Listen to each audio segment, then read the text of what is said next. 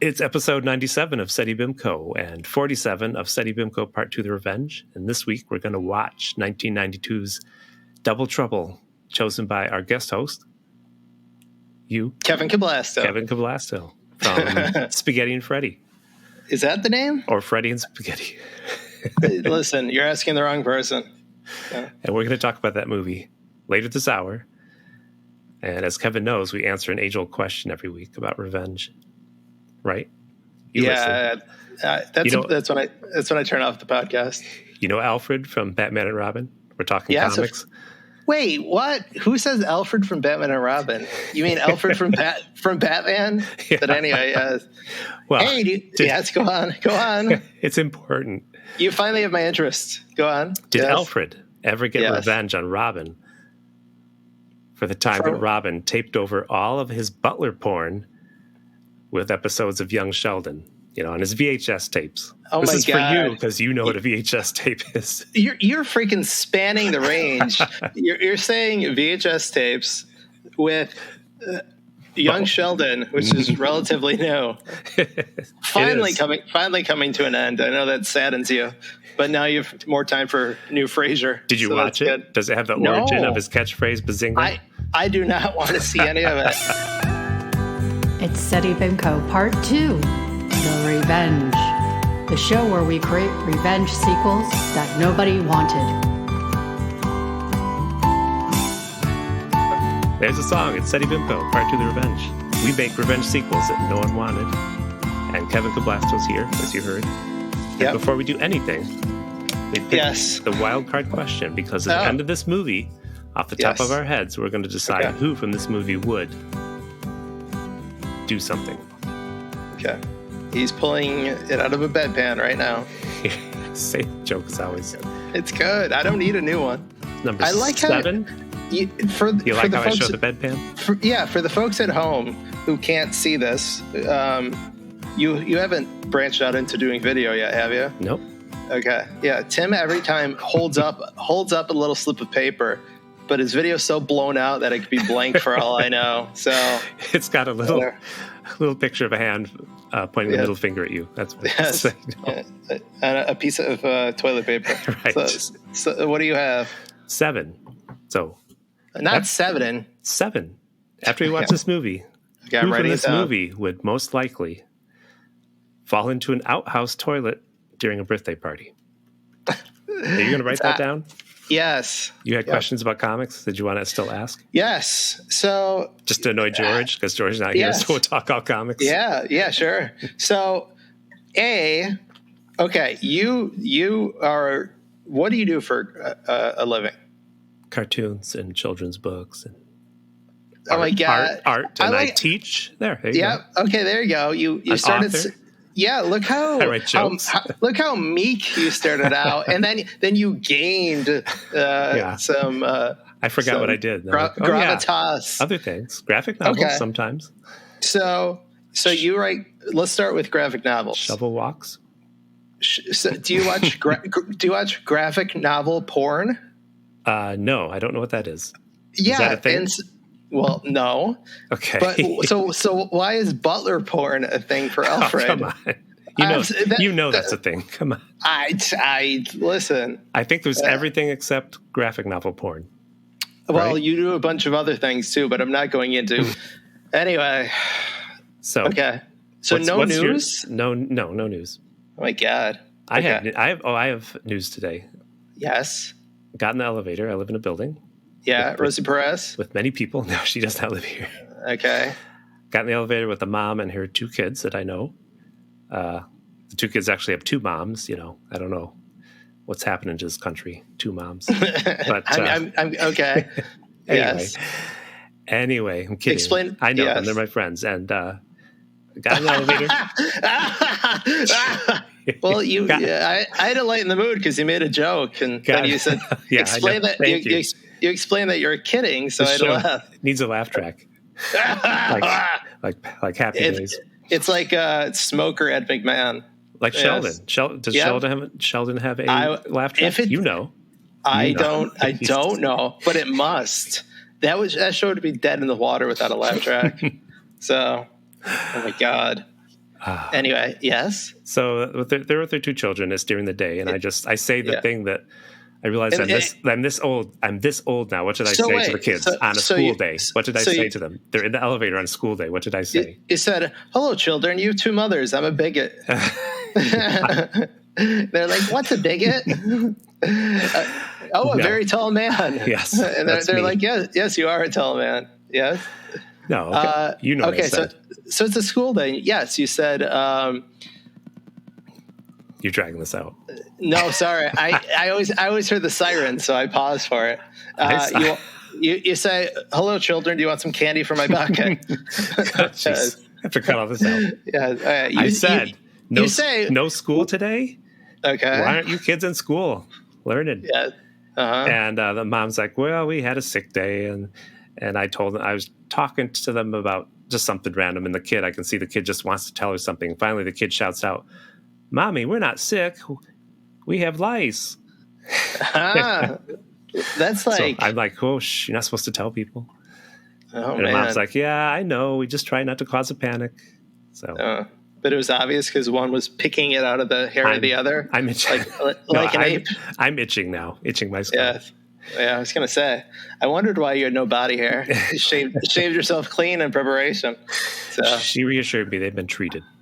Okay. So anyway. That's good. Huh. Anyway, that's all. You got anything going on? Good story. Good story. Yeah. You made it better. No. Yeah. Well, let me think. Yes, ending inappropriate answers. Which will get cut. So that's for paid members only. I don't cut your stuff. Okay, I want to know. I don't listen. Just if we talk about comics for like half an hour, then I got to cut that out. That makes sense. I've been sending George Tom and Jerry related things nonstop since. George, our host, who is on is on a bit of a vacation. I should say that. Oh yeah, George is not here this week. He had to go on a little trip, so that's all. Tim has him bound up and gagged behind him right now. So as Tim continues to shave the lice from his body. Yes. But anyway, I've been sending him Tom and Jerry things in an attempt to bond with George. It won't work. I think he was him Legion of Superhero stuff. Oh God, that's outside of my reach. Yeah, I know. Isn't Legion like 120 members or something ridiculous? That's why you can't bond with George. Okay. Nobody knows who those characters are. Anyway, you driving us insane is the way that we bond. So by you making us do this show. But then again, I picked the movie, so I can't complain. Well, we need a good segue to keep going. Okay. What are you eating? Double stuffed Oreos? Is that what you're eating, Kevin? No. What a segue to. Are you going to ruin my segue? Yeah, I am. I was going to say because I've got mega stuff Oreos. So sorry. Mega stuff Oreos. It's a real thing. They'll make me go to the kitchen. That can't. That can't be good. It's like double stuff, but more. Oh, Jesus. Yeah. How much stuff? Listen. I spent like 30 minutes in the aisle, like figuring out if I wanted double stuff or mega stuff. So I went for mega stuff. Pretty soon, it's going to be one Oreo cookie in one of those Pringles cans, right? That's right. Nothing but cream filling. Yeah. Yes. One little chocolate cookie on each end. It's good. What a segue. Let's talk about the movie. I sure am enjoying these double stuff Oreos over here. I had to make it seem natural.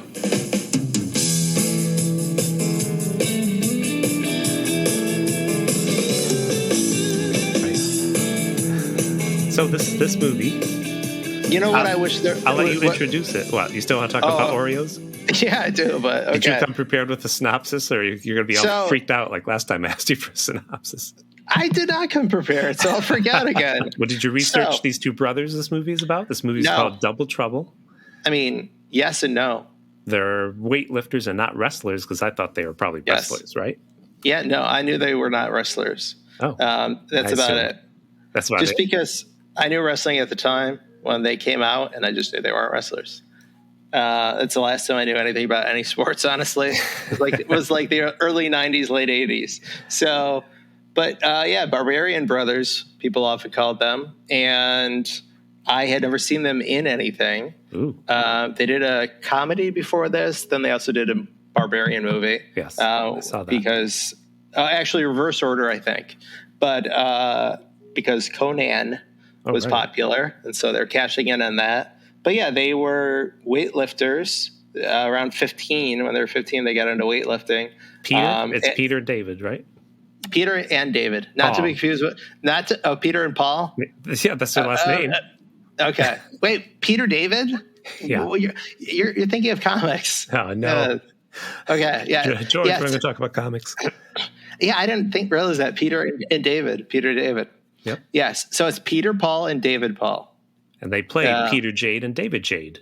Yes. So they're doing the who's the boss? They're doing the who's the boss Tony Danza thing, where he always plays a character named Tony. Oh, I didn't know that. Yeah, because I think it's because, sorry, Tony, if you're listening, but I think it's because he would be too confused otherwise if they use a different name. It's like that Simpsons gag. Wow. I think he's talking to you. So anyway, so that's what they did for that. But yeah, they were weightlifters. Literally did skip leg day. Like that was a thing with them. Oh, really? All they cared about was their upper body. That's why they wore pants all the time. Yes. There's a few things. I was wondering about a few things. So all they cared about was their upper body, which is why they didn't do competitions, because they would have been disqualified, I guess. The bodybuilders. Yeah. Well, no, they're not bodybuilders. They're actors. Okay. They're comedians. They're thespians. Yes. Roddy McDowell's in this from Planet of the Apes fame. So is David Carradine. A cameo. Do you not want me to spoil these? No, go for it. Okay. Tim, I'm having a great time. I feel a real synergy tonight. Let's keep it going. So, Roddy McDowell, I know from Fright Night. All right. The original Fright Night movie. You're younger than me? I am, but obviously I know Planet of the Apes. I remember him. He was a child actor in these black and white talkies. Was he really? Really? Oh, yeah. He played a child in a movie. Think I'm making that up? No. You think I'd make that up? No, I don't think you're that creative. I only lied to George. So wait, he was really a child actor? And Troy Donahue was in this movie. He was a heartthrob in the 50s. And you know what? I read that and I totally forgot to look for him. Do you know who he was? He played Leonard Stewart, and I don't remember who that was. I don't remember who that was. No, I don't either. But Bill Mumy was in this. From Lost in Space, for all you kids who are listening. He was Will Robinson in the original Lost in Space. Yep, that's the first one. That's why I say all you kids. He was also in The Twilight Zone, an episode of The Twilight Zone. And James Doohan is in here from Star Trek, Scotty. Yes, that was me baiting you to watch this movie. This for those wondering. This is Star Trek. Was it? Original series. Was this Star Trek 3, Search for Spock? What are you asking me? Of the Star Trek movies. Which one was Search for Spock? Third one. Yeah, this is Star Trek 3, Scotty, in terms of size. And look. Well, this is 1992. This is Scotty after they were done with the movies. So he's mustachioed. Yes. And he's also trying to hide an accent, I believe. And his finger is still missing. I don't know about the finger. He lost a finger in the war. The whole time acting, he had a missing finger, and he hit it well. The Star Trek War? Yeah, the Star Trek War. the Intergalactic War? Oh, my God. Oh, I didn't know that. No, he lost. Which finger? Oh, man, I forget. Point to it for the audience listening. Finger, maybe? Okay. Oh, interesting. He shouldn't have hit it. They should have been in the future, people will lose fingers. I would have pointed at things with it if I was him, just to make audiences, That's the theme of Seddy Bimco lately, missing body parts. Oh, you haven't listened lately. I know that from all the episodes I've listened to. That's right here in my notes. I like to sit at home and listen to episodes and write notes. So in case it comes up, in case I suddenly have to fill in. Yes. Yeah. This is we can talk about the movie. This is made in 1992, and almost everybody has a ponytail or a mullet. I was going to say a mullet. Yes. Yep. Bill Mummy has a ponytail, and he's Bill Mummy he's an assassin in this. Yeah, he shows up quite a bit. Oh, I will say that there's another actor. There's two actors, and I have this in my notes somewhere, but I'm trying to pull it from memory. So there's an actor, Timothy Stack, and who has his kind of squinty eyes and a prominent uppers. And I knew him from something, but let me look to see the thing that wasn't the thing that I knew him from. Okay, so stop typing. Well, it was in my notes. I did search in my notes. So he was the dad in Parker Lewis Can't Lose, which I am younger than you, so I watched that show. Okay. But he was also an Elf. He was also in Night Court, and he was also in The Wonder Years. So I could have seen him in any of those. But I think it was him being Parker Lewis's dad that I knew him from. So Parker Lewis, did he eventually lose in the end? Was there a lesson to be learned in that show? They had a follow-up show called, and not many people remember this, it was called Parker Lewis Can't Win. You could be lying. I don't know. I'm not lying. But that sounds like a freaking Seddy Bimco joke. Where there's no payoff. He did another season, Parker Lewis Can't Die, maybe? No, he did another season that was Parker Lewis, it's just things are okay. They're not good, they're not bad. They're just a CSC for the Spanish audience. Then another one called Parker Lewis Can't Score. I don't know. I like the new dismissive Tim, where you're like, dismissive, where you're like, I don't know, Parker Lewis gets a job. I don't know. Oh, scrap that. Edit that out. Yes. Parker Lewis learns to drive Hyundai Toyota. Is that a thing? No, I don't know. Forget it. I like dismissive Tim. George punishes me if I don't make good jokes. That's I don't listen. This is listed under humor for a reason. For a reason. No. Yeah, for analytics. So people in Australia they think that this is comedy in America. So apparently. So anyway, let's try to get to this movie. Yeah. It starts. You want to wait? What? No, there's we got to another start the movie. There's another actor I want to call out. Nobody cares. Okay, forget it. Tell me the other actor. There's a guy, Louis Arquette. He's the other cop standing next to Scotty, and he was in Waiting for Guffman. Oh, okay. And he was the guy who's like, beans. Don't you get me started up talking about beans. That's him in the play. Well, let's listen. Opening the movie. Do you have anything to say about the opening of this movie? I'll let you start. How are we doing this? This is what's going to happen. Well, George talks about every scene in great detail. No, I'm not doing that, and that's why I'm clarifying, because I thought you're going to give like a synopsis of this film. Okay, and then in doing so, you're going to end up going through every scene in the movie, and then I'll realize an hour or two has passed, and we're done, and I'll still be waiting to talk about the movie. Double trouble. So, it's about two twins. They're both muscular. One does steroids, one doesn't, according to them. Wait, is this you talking about Seddy Bimco? Yes. Okay, gotcha. And one brother's a cop, and one brother, as we'll see, is a thief. And they get caught up getting a hold of a key to a diamond vault. Leave it in. And you're only human. This plot is a bit inexplicable. They get drawn into this plot with the key. The brother has one half of a key. Bad guys, Roddy McDowall, has the other half. And they need to do this diamond heist with both parts of the key, because it's a key to open a safe. That just gets us over the basic plot. Okay. I mean, they're two twin brothers. One's a cop, one's a thief. Do they get along, Kevin? Do you think they get along? All brothers do, right? Come on. Do you have any siblings?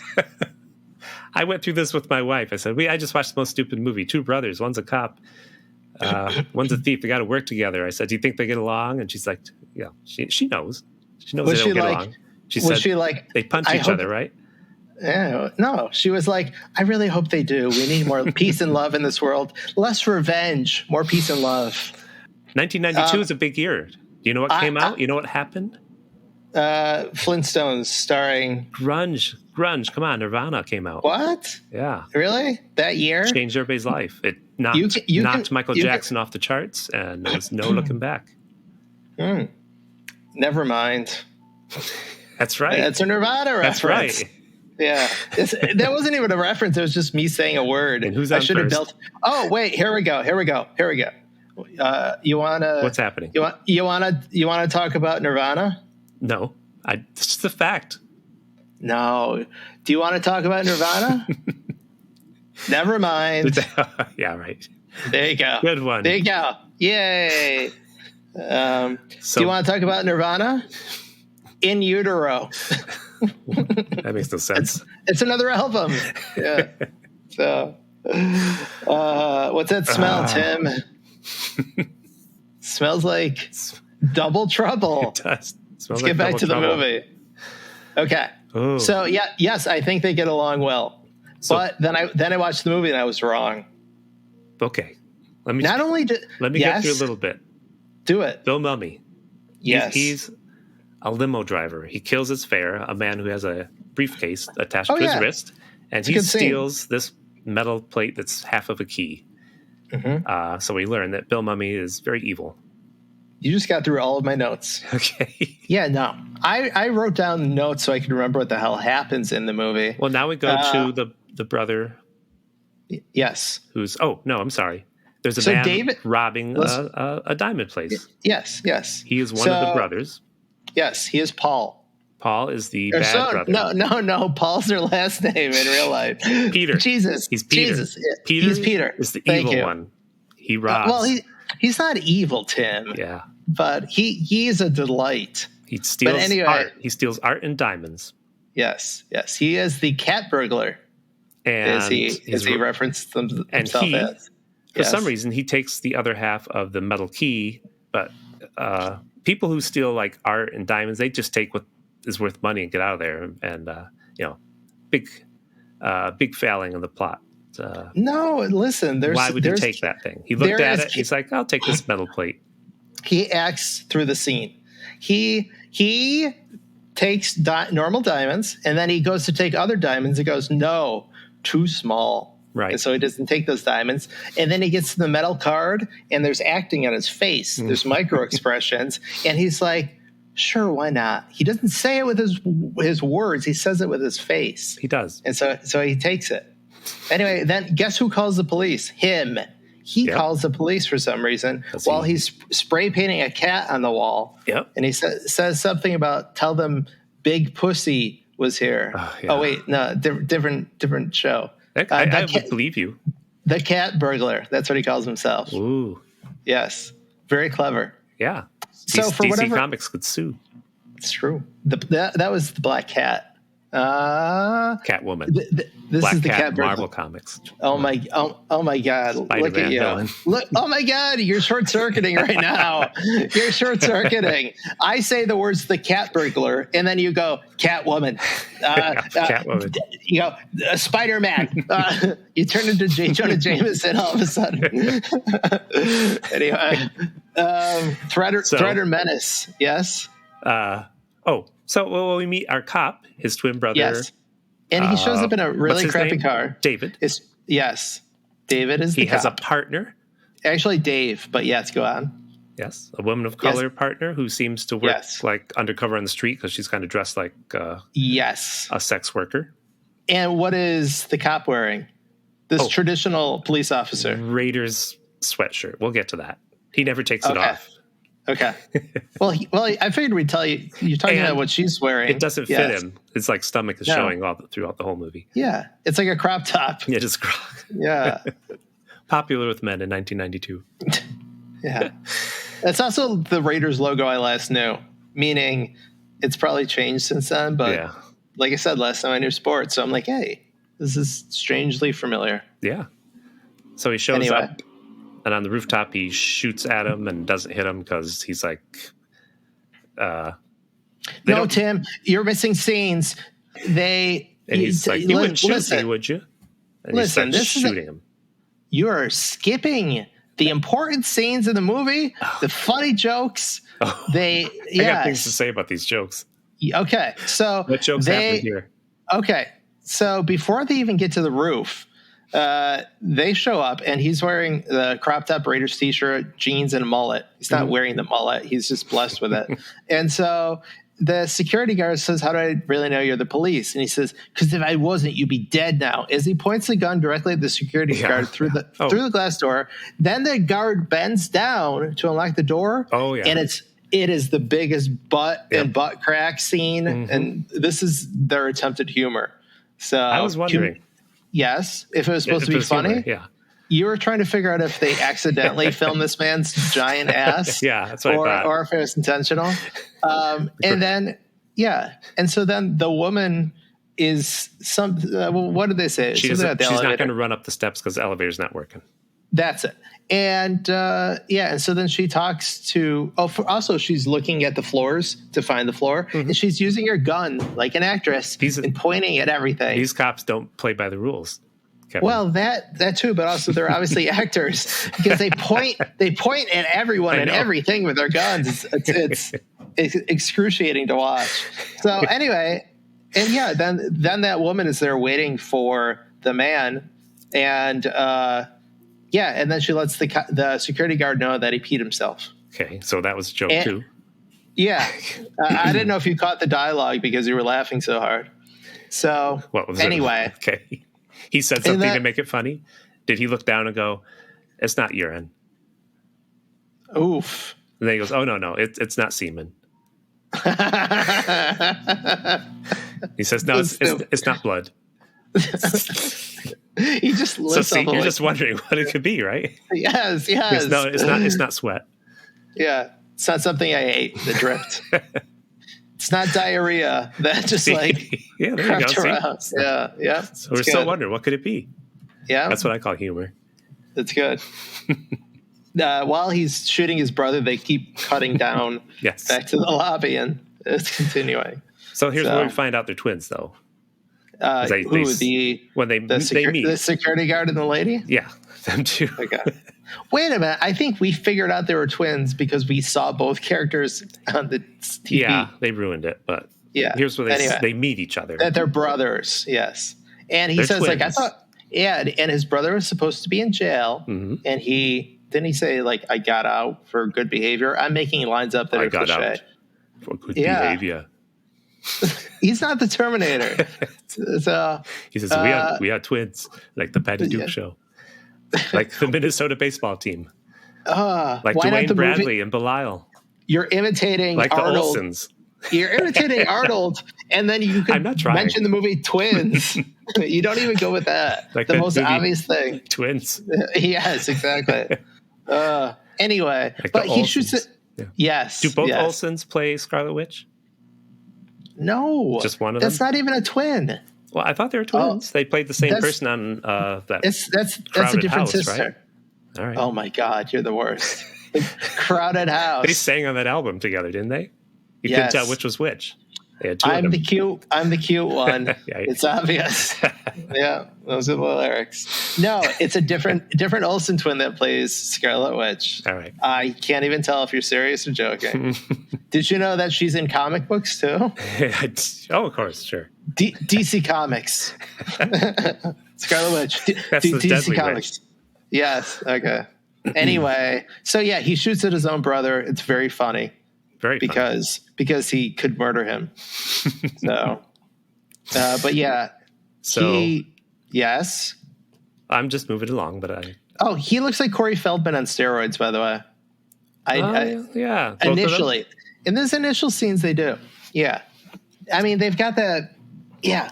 I mean, because steroids make you puffy, I guess. David goes home. They show us his home life. Oh, very important. Yes. Back at the office, they give him a pet cat because the cat burglar got away. Yes. And I thought of you. Yeah. And here's more humor. Did you write down the joke? Which one? He takes the cat home in the litter box. There's the jerk police guy who was in charge of giving the present. He's like, ha, and the female partner says, why don't you take it home? That's more. That's the only. Go ahead. Say the word, Tim. You say it. No, you say it. It's your show. I'll be canceled. I have a real job. You take it home. That's the only pussy you'll ever get, or something. Oh my god! Oh my god! Cancel this cartoonist. This man makes children's books. I can't believe it. So, we just talked about those movies from the 70s where every woman's a hooker, and so we already. Yeah. It upset George times. very much, but I'm like, come on, we're talking about this movie. But then he goes home, he feeds the cat, and we never see that cat again. Well, that's right, we don't. That's an important aspect to my plot. He fills up the sink as a litter box for the cat. Yeah. What? Yeah. He has like this weird basin sink in the kitchen, and he filled it with litter. See, he does steroids too. In this movie, he says he doesn't, but he's lying. Oh my god, no, it's obvious. And then also when he walks in, he has a Rambo poster in his living room. I wrote that down. And a Terminator 2 poster in his workout room. He also has a poster for the 1990 Jim Belushi movie, Mr. Destiny. Really? Yeah. That's obscure. Did you watch that? Did you see that movie? No, I didn't even catch that one. Linda Hamilton's in that one. Oh, really? She's also in Terminator 2. She is. Interesting. Yeah, she plays the Terminator. I think. I haven't seen it. So I just go based on what my friends tell me. Then he works out after he does his steroids. What does he do when he works out? He grunts really loudly. Yes. And there's a stupid joke. Oh, yes. Sorry. I'm talking over you. No. You go for it. Stupid joke of the woman next door smoking a cigarette because she's so turned on by his grunting. Yep. In fact, any woman in this movie that see them, they're like, "Hi, David. Hi, Peter." Like every woman loves them in this movie. It's mainly just. Oh wait, you're right. You're right. Because there's no romantic story in this plot, and I thought that's odd. I thought they'd want to see these guys hook up with a lady. I have that you set me up perfectly to talk about this. Okay. When I showed the trailer to Megan that we're going to watch this movie. Unfortunately, I didn't have time to watch it with her. Mm-hmm. She's probably very happy. That's sad. And so she had said, I bet there's going to be a scene where they hook up with two twin ladies. Yeah. And I think she's very right to think that. Did you just say, yeah, it did happen, and this is what happened? Yeah, let me tell you in great detail. This is what happened. I told her she has to listen to this episode to find out anything. So I otherwise we're not even going to have one listener. One more listener. Yeah, one more than zero is still one more. So, but anyway, I made a list about this though. Oh, because he grunts unnaturally. Yes. I'll put some here. I'll put it here so you can hear it. There you go. Okay.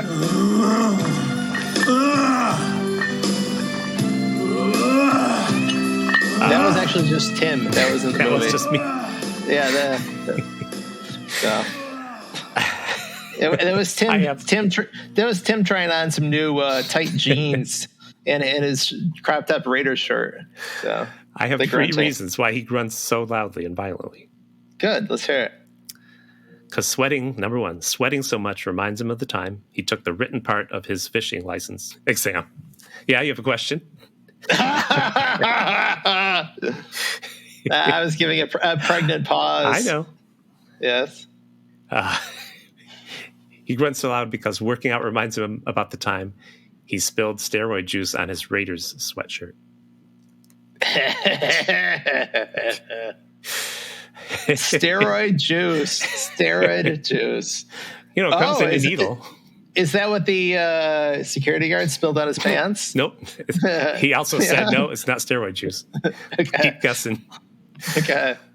Sweating so much like this reminds him about the time he had to have an honest talk about his feelings with his scout leader.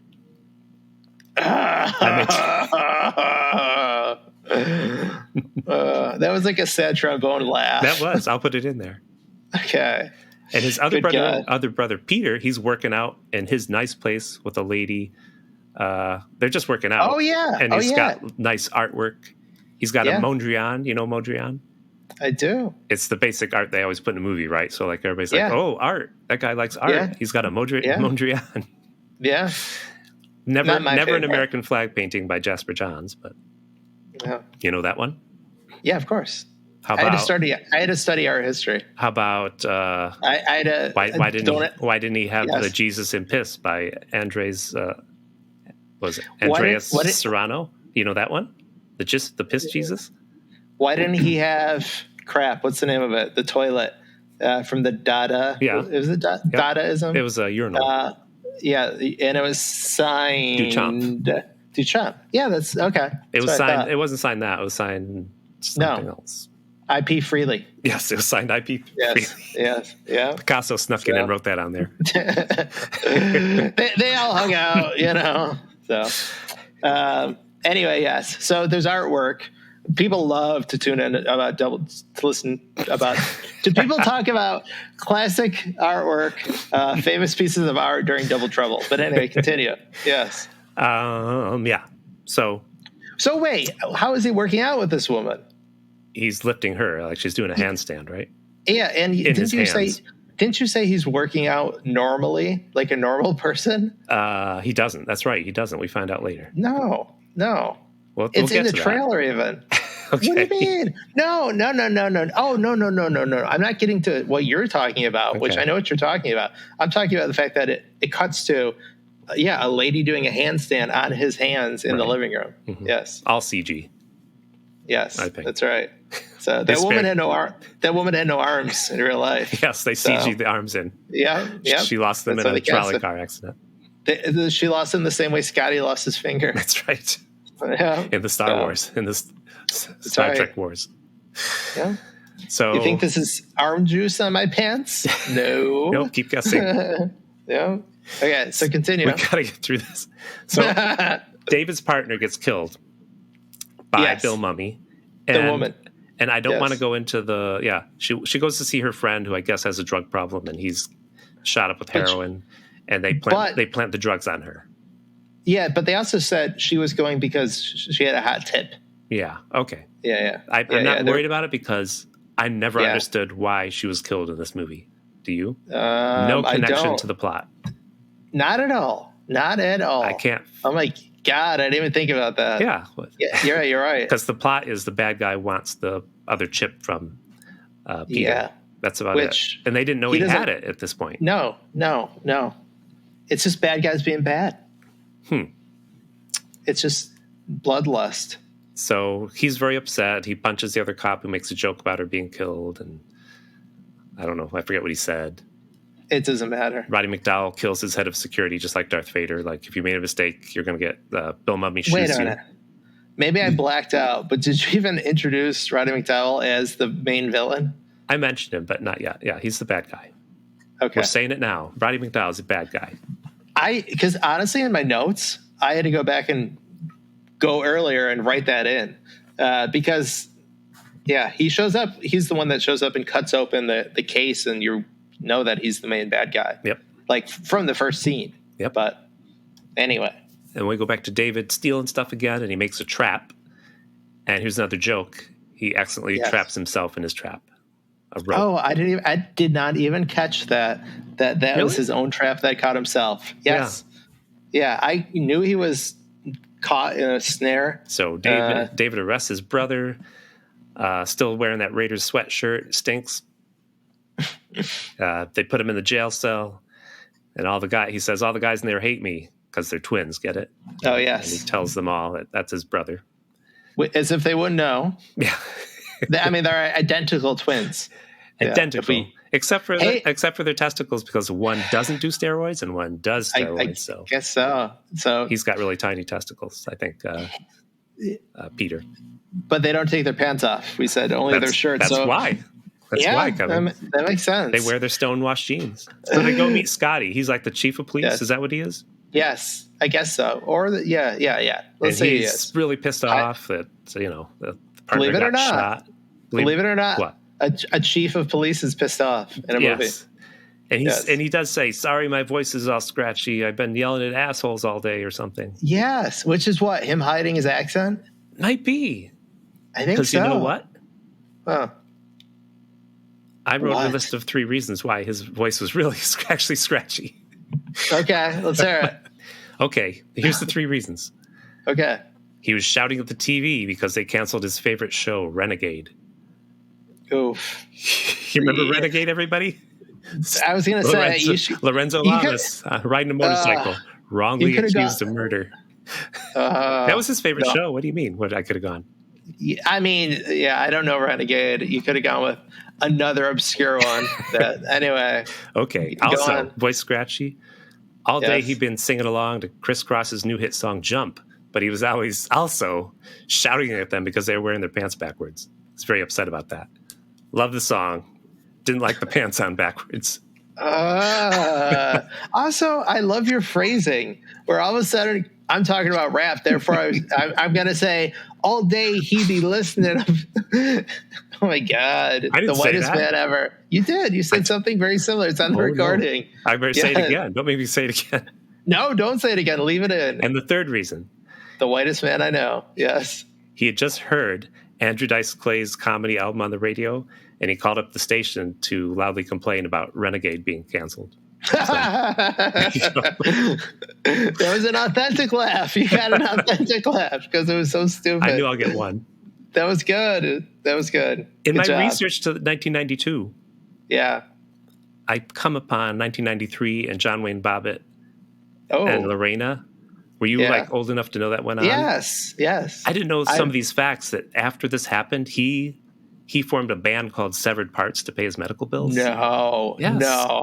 That's insane. And he did 2 adult films, right? Frank the Pianist and John Wayne Bobbitt Uncut. Who would want to watch that for any reason? I would not. I don't want to see it. I don't want to see. Wait, did he get it reattached? Oh yeah. Really? Yep. And it worked? You have to check out those movies, I guess, and you'll find out. Listen, my tell arms your significant others you got a new movie to watch. No, my body went cold and numb when I heard those disgusting facts. No thanks. He was on WWF in 1998. I'm not sure what he did. I didn't look into that too much more. Oh, man. Anyway, there you go. Yeah. Facts from 1992. Fun. Yeah, I guess I was old enough to understand what getting your penis cut off meant. Yeah, you didn't know. I did. Oh. Yeah, I was. I was old enough. You knew about the trolley car accidents. No, what is it with you and trolley car accidents and this woman losing your arms in it? You'll never know. Oh my God! Is this can we just previous episode? Is this from a previous episode? Let's ask the audience. What do you think happens next when David's dragged into the office and he's got a new partner? Who would his new partner be? Who? If you said it was his brother, I would say no way. Right. Well, this is where the plot takes a twist. You didn't see coming. He's got to work with his thief of a brother. No way. And they got a guy, Whitney, to watch over them, who seems to be a bumbling idiot. No way. He's the Shemp of the threesome. No way. Did you even watch the movie? Yes, I know what you're doing. Okay. Every time they tell him something, his brother says, "Yes way." Oh, and I missed it. I missed it. I'm so sorry. Okay. Start over. I'm so sorry. We can start re-recording. This show goes out live. People know when you mess up. Oh my God. Right? It's right. I just saw or maybe no way. My mom just left the chat even. Yes. So anyway, yes way. Yes way, Kevin. Do your joke. That's it. Oh wait, that was you trying to catch up? What a routine that was. No way. Oh my God. Yes way. Yeah, it went on way too long. No one commented on it. But every time he said yes way, same camera angle, same shit-eating grin. His face got squishier. Yes, so squinty. So a lot of face acting. Peter and Whitney go to the bathroom, and Whitney is easily distracted, and Peter sneaks out the window while pretending to pee. Whitney is supposed to be watching Peter, by the way. And we learned something interesting about Whitney. He's got a sister with one leg shorter than the other. What is with the body parts today? Listen. It's a full moon. So his brother catches him and climb back through the window. I know all your tricks. Yeah. He's still got his Raiders sweatshirt, and his brother's like, whew. Change that shirt. When he climbs back in, he puts his foot in the toilet. Yep. And then when he walks out, and he's all wet. And then Whitney's asking him, why are you wet? And he's like, it's not sperm. That's exactly what he says. Yeah. I love that scene. Yeah. It's not urine. It's not steroid juice. So they go to Peter's house. Yep. I forget why, but it's trashed. Someone's been there, trashed his nice Mondrian. They knocked over his Christ and piss. Yes. Piss all over the floor. Maybe it's to get the card. Or the diamonds. I don't know. Yes. I probably have notes. We get a tour of his house. I'm very confused about this. David says he doesn't do steroids, yet he picks up a jar and eats some dust, which I would think, is this vitamins? Is this steroids? Did you not see that? He spits it out. All right. No. It doesn't matter. He never explains why he's put dust in his mouth. I'm curious. Oh, also, I do have some notes that are relevant to this area. First of all, when he does end up with urine all over him or some other liquid, he just says, the punchline is, no matter how much you shake it, the last drop always goes down your leg. That's right. Yeah, and you can hear crickets. Also, this is a Tubi thing that I've been getting recently. Oh, wait, yeah, I watched it on Tubi. I get gambling ads. Well, it knows its audience. I don't know. I'm gambling with my life watching this movie, apparently. But yeah, I've never seen ads for gambling before Tubi has started showing them to me, and they're so bizarre. They're so bizarre because they're like smoking ads used to be or whatever. Yeah. There's all these like warnings and like a hotline at the bottom if you're addicted to gambling to call. Wow. While you've got like Jamie Foxx talking about gambling. It knows you're addicted to gaming, and they're like, you're a good candidate. Ooh, it's true. Could be. And you're addicted to butler porn. So yes, that's what I get. You start to type in butt, and then it auto completes the butler, and you're like, you know what? Why not? Anyway, continue. So David shows his electric pads. And he lives next to Bikini Babes, by the way. Yeah, they all goggle at him when he walks in. And he says, you live here? It says only during bikini season. And they all giggle. Yeah, that's right. I said the word bikini weird, but who cares? That's how the character says it. I guess crime really does pay. And then he says, come over to the dark side, Luke. And he says, why don't you stick it in your dark side? Also, the line, I fucking hate that. You're making this movie sound much better than it is. I know. It's come over to the dark side, Luke. I love how it's just, no, I hate that. I would hate that person who misquoted Star Wars. Says, come to the dark side, Luke. Isn't that what he says? There's no accent. These guys are very American. But he says, I don't work out anymore. Yes. He has something called passive muscle stimulation. The machine sends an electrical impulse to the muscle tissue, causing an involuntary reflex. Oh! With electricity. Mm-hmm. Yeah, well, I had it hooked up a little bit. And here's why I really kind of hated this movie. Oh, yes. Because I'm listening. Because I'm like, oh, this is a good list to make because he's put these pads on his balls. And that's like going to be the first thing on my list, right? that comes up. But go on. And then he says later, I did write it down, but he says I did too. But it's later. I always wondered if these things would make my penis muscles bigger, right? He says dick muscles bigger. Yeah. And I'm like, oh, because I was writing, I'm like, oh, this movie is going with. I mean, it's just making fun of itself. This movie outsmarted you. That's why you're mad. No. Yes. Oh, double trouble. You got me again. Oh, that's you. Yeah. But I made a list anyway. Okay. Let's hear it. The first one, the list is the real reasons he bought the passive muscle stimulant pads. Did you even explain what it is? I just said pads that shoot electricity out. Okay. You put them on your body. Okay. So first reason, let's hear it. He thought it would make his dick muscles bigger. Yes. So you know that Flaming Lips song? She don't use jelly. Yes. Everybody know that? Our young hip listeners. Yeah. Yeah. It says I don't use cheese, don't use jelly or any of these. She uses Vaseline. So he thought the lyrics said he misheard them. He thought it said. He don't use rations or a tussle. He don't use pills or crustacean. He uses passive muscle stimulation. So he went out and bought one. That's good. Reason. That's probably your first. He's pretty really sure. Funny joke. He's pretty sure he saw Bill Nye, the science guy. use them to make a dog's dick muscles bigger. So awful. Awful. All right. That was a good list. They leave Whitney behind. Oh, so there's a bad guy hiding in the apartment.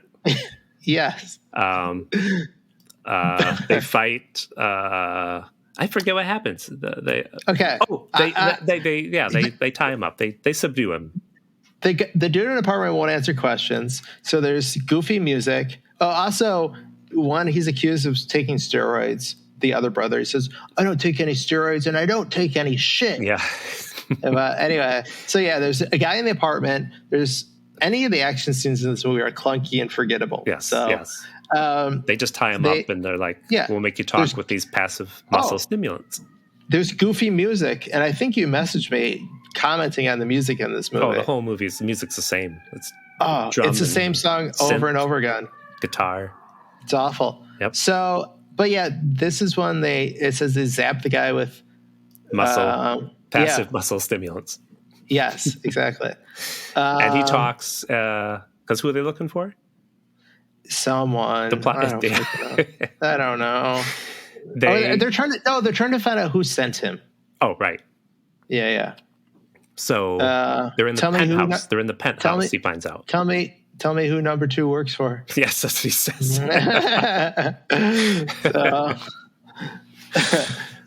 They find out that this guy they're looking for is at the penthouse of a building, and they sneak in with groceries. Oh my God! You're skipping the whole hurling the satellite dish off and the guy repelling. I don't think that happens after they get into the building. Oh my God! Then my notes just went black in between. I blacked out until they're at the penthouse. They go to the penthouse. They use the guard who's knocked out to pretend he's standing there. Okay. Then our big action scene where they try to escape. They rappel down the wall of the penthouse.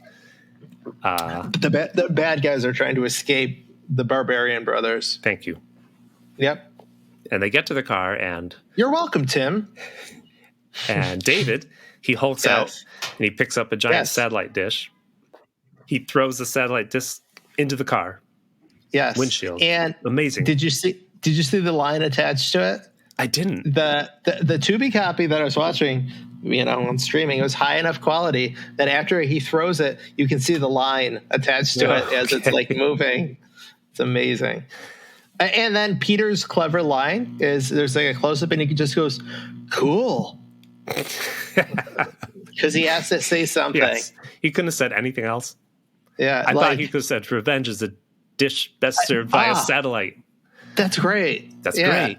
Yeah. And he should say it like Arnold. Yeah.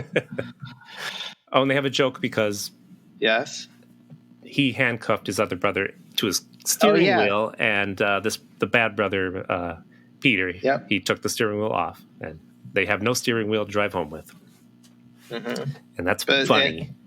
It is. And he takes a blasting cap. He finds a clue. There's actual plot in this movie. Oh yeah. He said it's harmless, and he throws it out the window, and of course it blows up. It blows up a car. Yeah. And they just keep going. They don't care what they do. These guys are off the hook. Yep. That's right. The cop doesn't play by the rules, and obviously the criminal doesn't either. So. And at this point, I don't know why, but the brothers get in a big fight. They fight. They roll downstairs. They fight inside the back of a random car. They fight. No, that's later. What? I have it here. Yeah. So in my notes, I have, "Okay, buddy, it's time to play Shock the Monkey," and then blah blah blah blah blah. We went past that. Yeah, I know. Why is that here? Did my notes get screwed up? You messed up your notes. I guess I did. I got it right. And then I say, but no. My notes are right. So they go back to the house. They go back to his apartment. And he says, all right, just follow me here. You can edit this. He says, "Okay, buddy, it's time to play Shock the Monkey. I've always been hesitant to try this out on myself, but I want to see if I could make your dick muscles bigger." Yep. Cuts to dude who was being held down by barbell. His throat is covered in blood and he's dead, but they don't notice until now. Right. And then they check Whitney's pulse and he says, "Shit, he's alive." Yep. And then they're talking about something and he said, "You're going to tell me the truth or I'm going to kick your ass." And he says, "You're going to kick my ass? Sorry, can't touch this." And then there's a really drawn out fight scene, and they both end up laughing. Oh yeah, they go downstairs, china shop. Come on, you're leaving out these jokes. They fight in a china shop. Oh. They fight in the back of a car. They roll into a house of mirrors, and it's like there's 4 of them, and they like punch the mirror, think it's the brother, and it's just glass, and it shatters. You're making scenes up They that fight are in the offices good. of Mullet Weekly magazine. Come on. Now I know you're telling the truth. And then they go to McDonald's or some fast food place. They couldn't afford to get McDonald's in it, but you couldn't tell. I'm trying to think if there's anything twin related. At McDonald's? No, for fast food restaurants. Oh. The Fry guys, they're twins, right? Weren't there? I don't know. Well, yeah. Listen, we've had enough McDonald's with our Mac and Me episode. Who's the big guy? Grimace? So, Grimace has no siblings. He eats them when they're young, and just one survives. Yes. So then they talk about their dad. It's like, it's too bad he doesn't know you because he's got that. What's he say? Oh, yeah. Alzheimer's? He's like, no, Alzheimer's. I don't know what he Alzheimer's. said. What was his joke? I don't know. But yeah, he calls it the wrong thing. Hold on. He calls it the Alzheimer's. I think I didn't even bother with that joke. I think I had enough at this point that I didn't. I've got a line that says, look like those Patty Duke pills just kicked in. Oh, I was like, yeah, Patty Duke joke. Yeah. For all the kids who would remember that, even in 1992. I got the joke at the time when I watched the movie, but out of context, I have no idea what that joke means.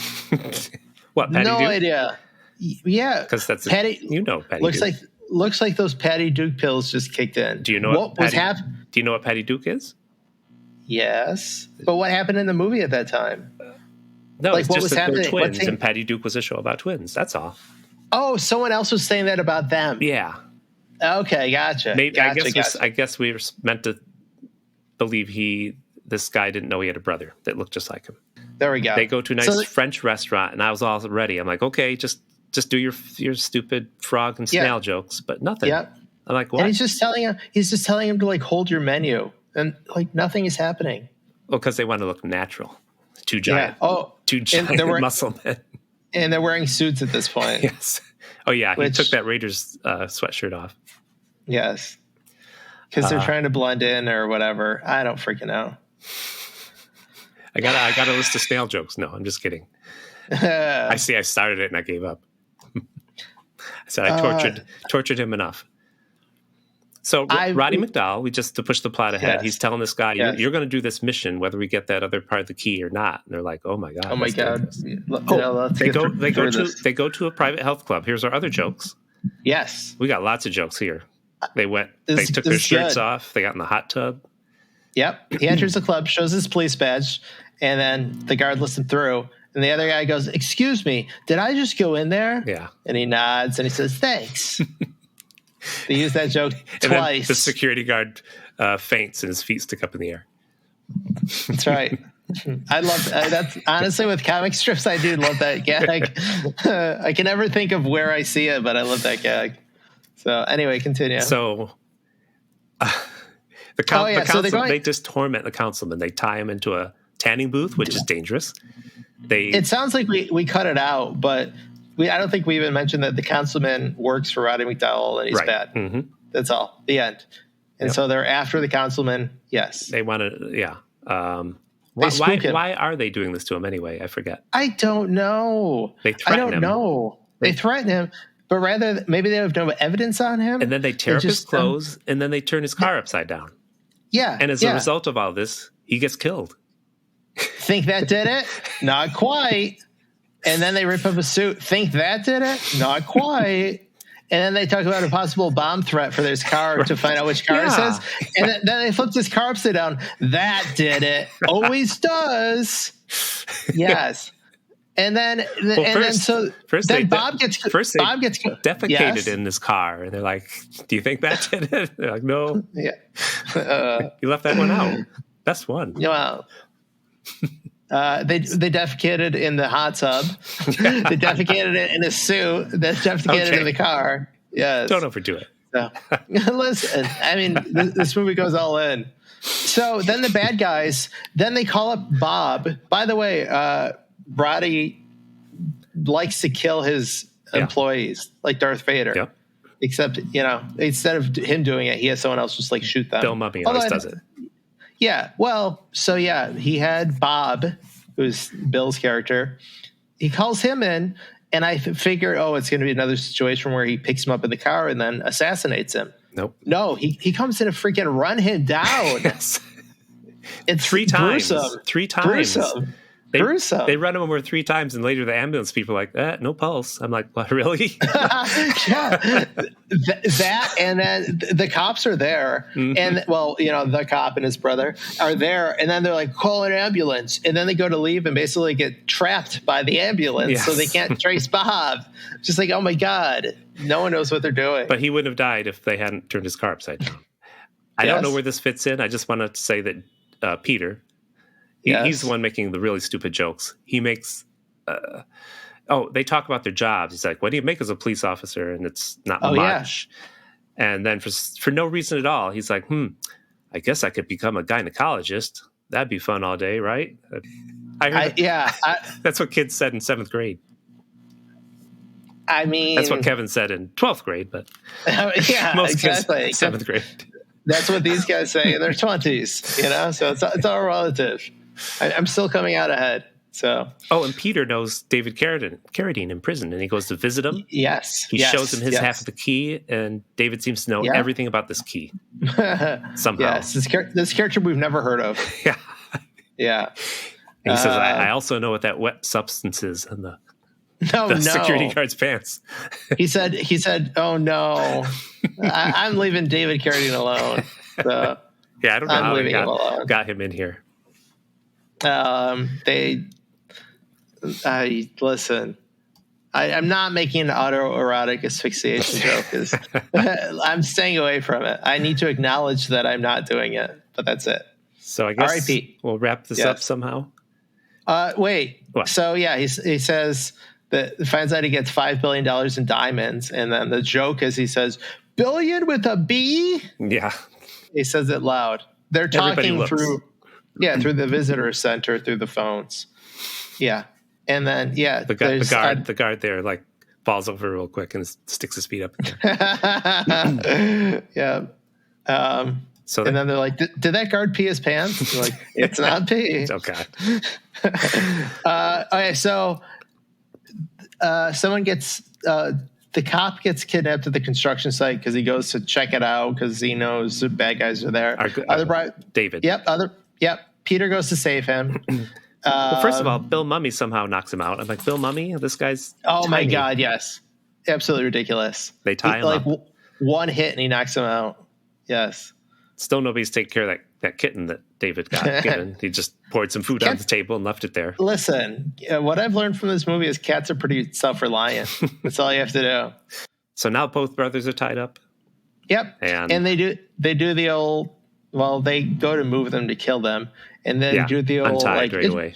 It's your fault. It's your fault. And then they start the fight, and then they turn that fight into attacking the bad guys. Yep. All these ponytails flying around. Yep.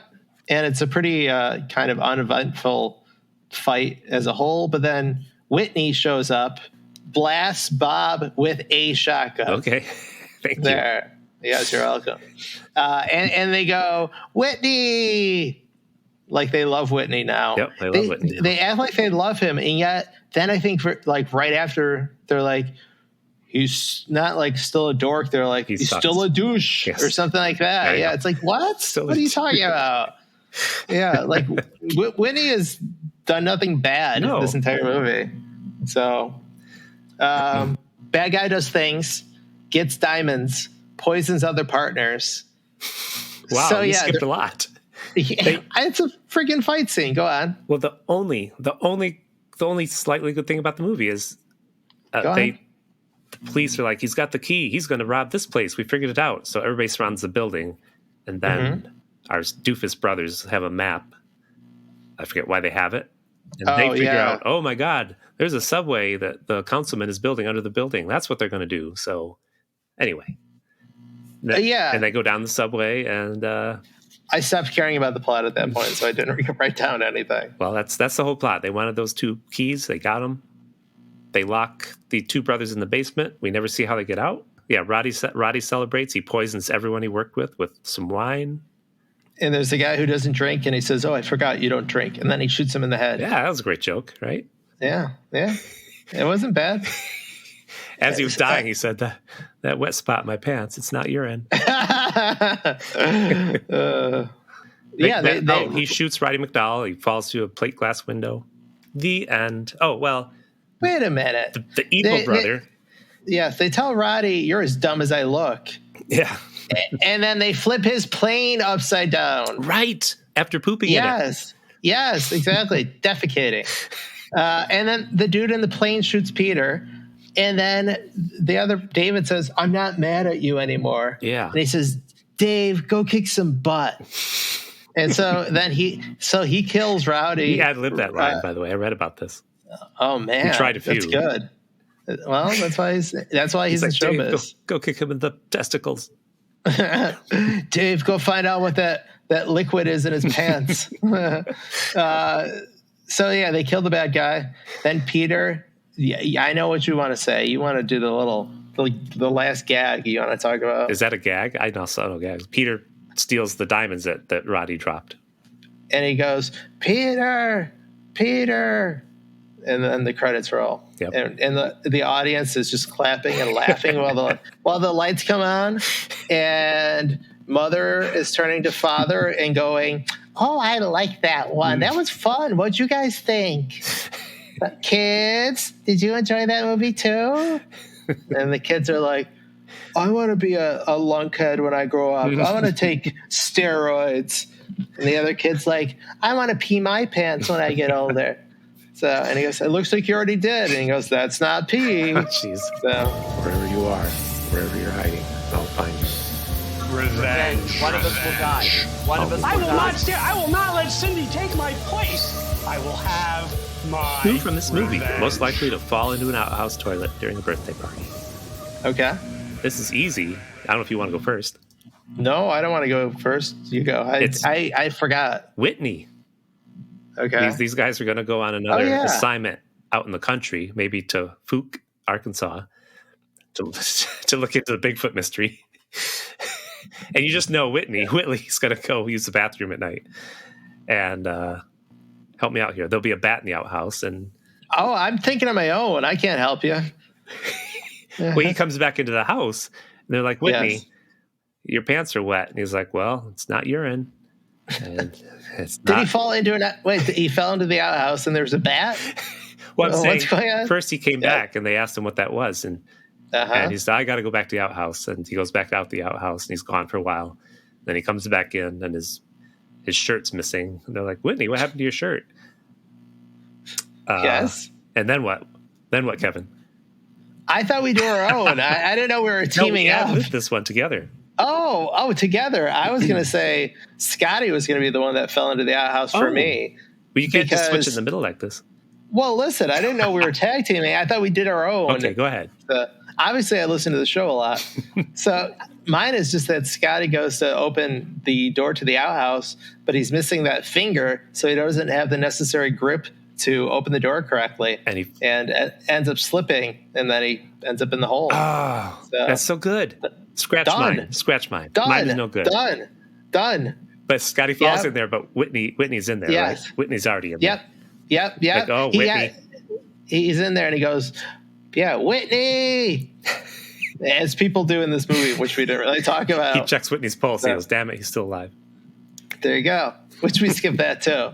And then Whitney's like, yeah. And then Whitney's like, "What's that on your pants?" And he goes, "Shut up, Whitney." That line's in the trailer even. So there you go. Good. All tied up. You did it. Didn't have to help you. Okay. So I have a revenge story. We've talked. I do not. Okay. You know what? I have a really good one, but since we're short on time, why don't you just do yours? You know? So let's hear it. Our sequel opens with the police investigating the fact that someone is smuggling diamonds inside baby Jesuses from nativity scenes. You know those, Kevin? You like those? I do. You got one in front of your house still. I do. Year round.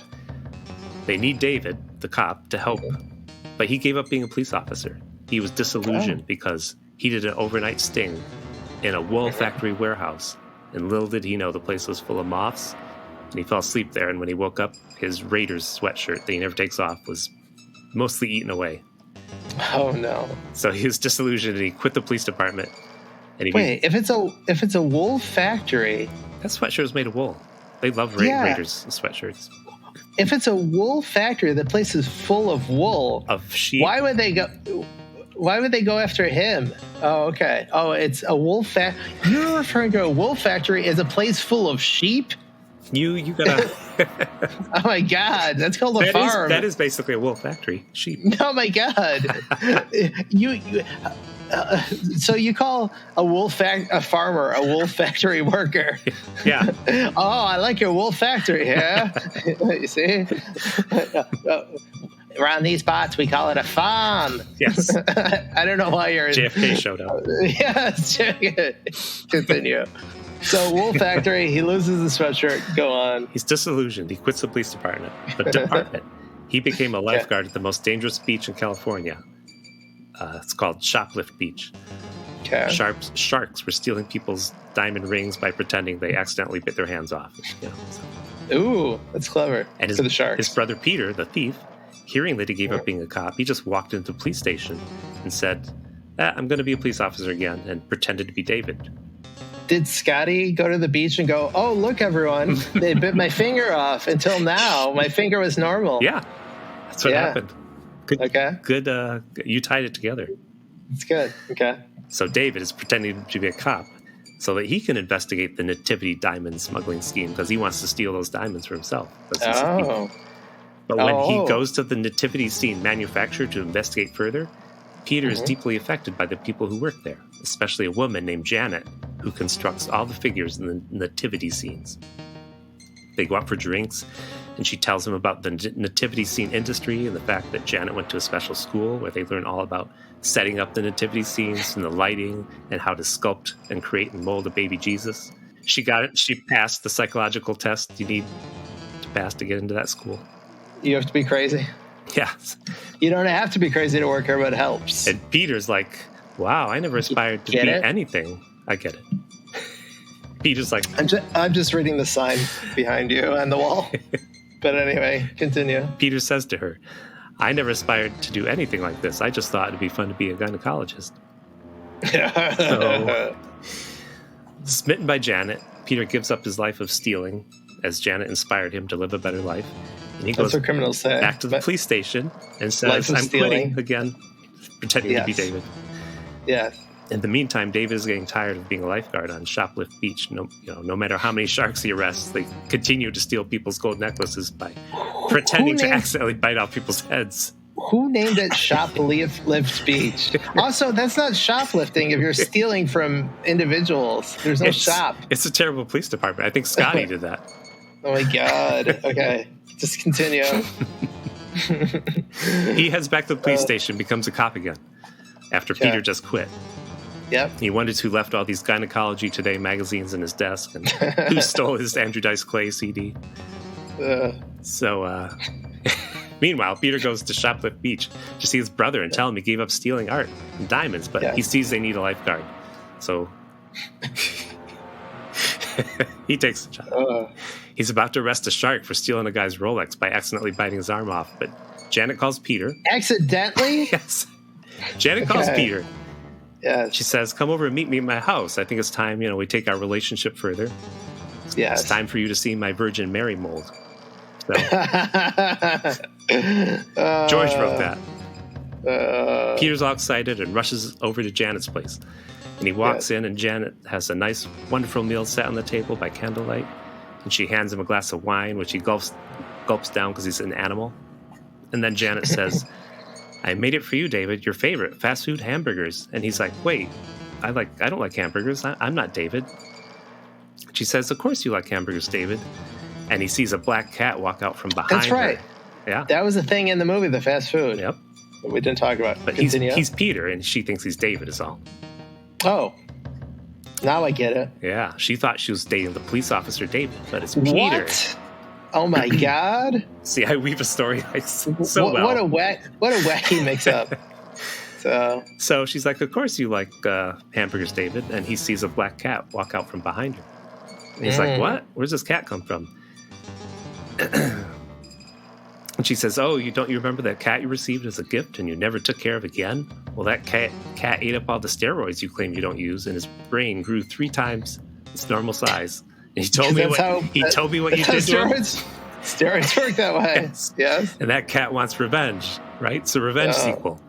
Oh, that's right. The cat wants a revenge sequel? Yes. Okay, continue. This whole thing was been a setup just to get you to come here. And that wine you drank has anti-steroid serum in it.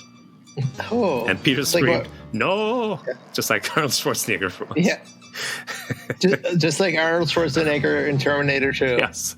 Says, get to the chopper. I can't do it. That's right. Get to the chopper. Like in Rambo. You do it. You sound more like JFK. You sound like JFK when you do Arnold. Yeah. Well, get to the chopper. It's you. No. So poor Peter fell. I need my delicious steroids. Fell to the ground. Yes. Dead as a doornail. And David, devastated by his brother's death, quit being a cop and became a gynecologist in his honor. And the movie's called Double Trouble and the Virgin Mary 2. Come on, it's great. Okay. I like your honesty. Yeah. And listen, there's so many details I'm trying to work through in my head right now. Like the cat was the one that was getting revenge and the woman was just a pawn? Yeah. Wow. That cat was evil.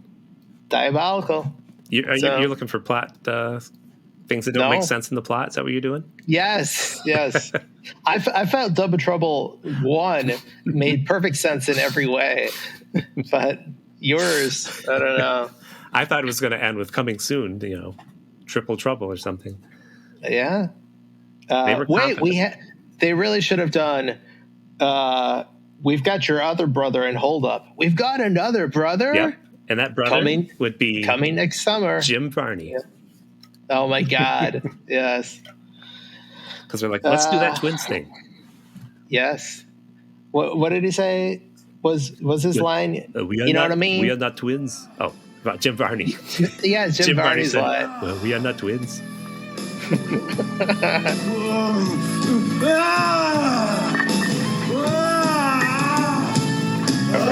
I have to tell you something. We got a letter. Yes.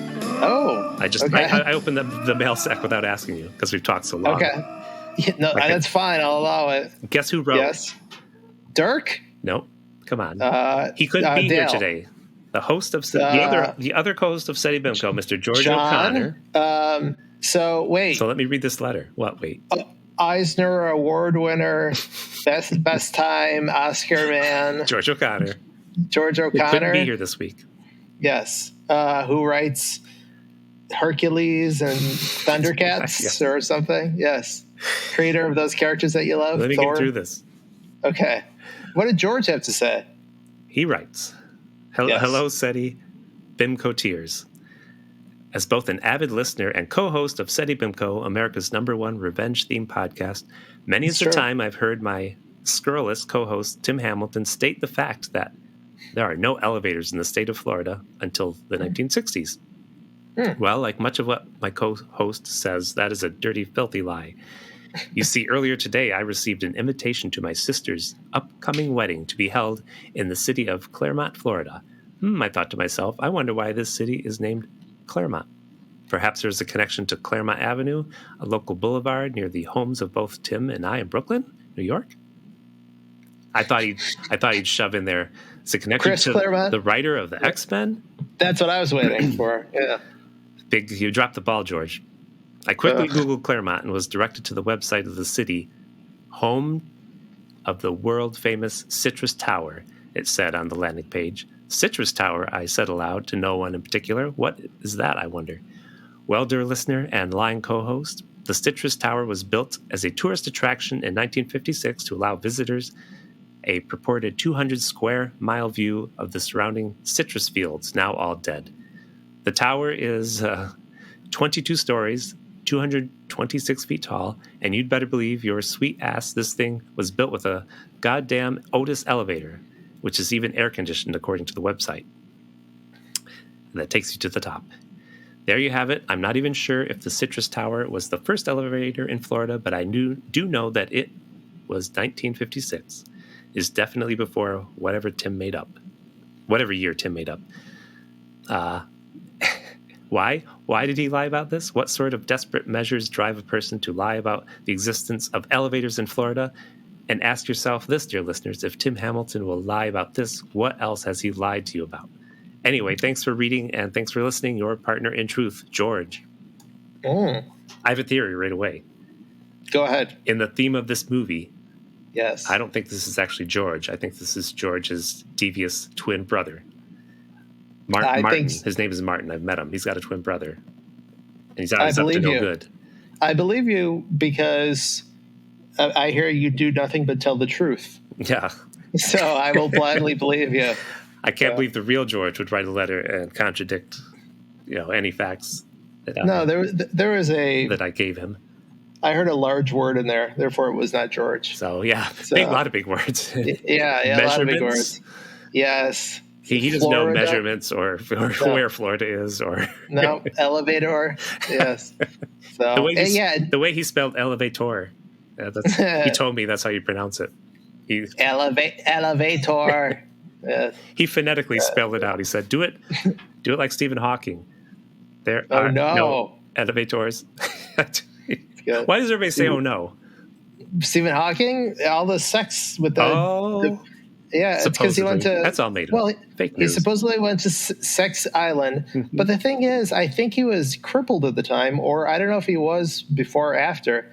But his kink was watching little people try to do math problems on a high up, like chalkboard or something. It's so convoluted. He's the one complex. He's the one that murdered Jeff Epstein. I think he went to the prison. He's like, "Hello, I am harmless. I cannot breathe." And they're like, "Sure, go visit him." And he had a secret little blow dart built into his fancy wheelchair. Well, when he was in Simpsons, he had like a helicopter built into his wheelchair. That's what I'm saying. So, he had something. He killed him. Epstein was killed by helicopter blades. And then he left. So it's pretty obvious. So I think that's a dead giveaway. He left. So. He said to the guards, "Goodbye. Thank you." And the guard said, "What's that wet spot on your pants?" It's good. It's good. It is not come.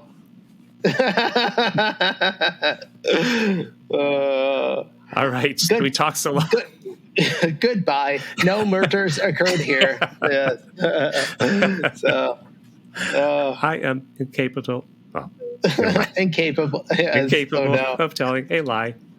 Also, I think he was dead by the time Epstein died, but... So that's what you think. Hey, that's what you believe the mainstream media. No, I would assume he knew about time travel, so... He did know. Yeah. Anyway. I'm sure he froze himself. He had enough money, right? Sure. So thank you, Stephen Hawking, for your letter. Martin O'Connor, George's evil brother. So we've talked so long. Connor O'Connor. Yes. So I believe. Thank you, Connor. Yes. It's been fun having you here. Okay. I always appreciate you helping me out. We want people to listen to Seddy Bimco. You can follow us on Instagram, Seddy_Bimco. You can listen to us everywhere. We have a website now. Tim, you know what? Seddy Bimco. It was fun being here. Okay. I was giving you the delayed response just to screw up you ending this episode. Send us a letter, just like Martin O'Connor did. At Seddy Bimco with the E at gmail.com. And SETT, the way you pronounce it. Sounds like you're saying SETI. Yeah. Spell it out, Tim. Next week. Spell it. SEDDY. SEDDY. BIMCO with an E at the end. So All right. Yeah. Let's get the hell out of here. Well, George, he's all yours. Next week. Going back to the 70s. George loves it. 1973. Oh, God. 1973 movie on Tubi. The Massage Parlor Murders. It looks great. It looks amazing. Okay. It's Jack Weiss's spiritual brother. Hear that, George? I was going to say. All right, we got to go. Really makes you think. Thank you for being here. Bye, everyone. Thanks for having me, Tim.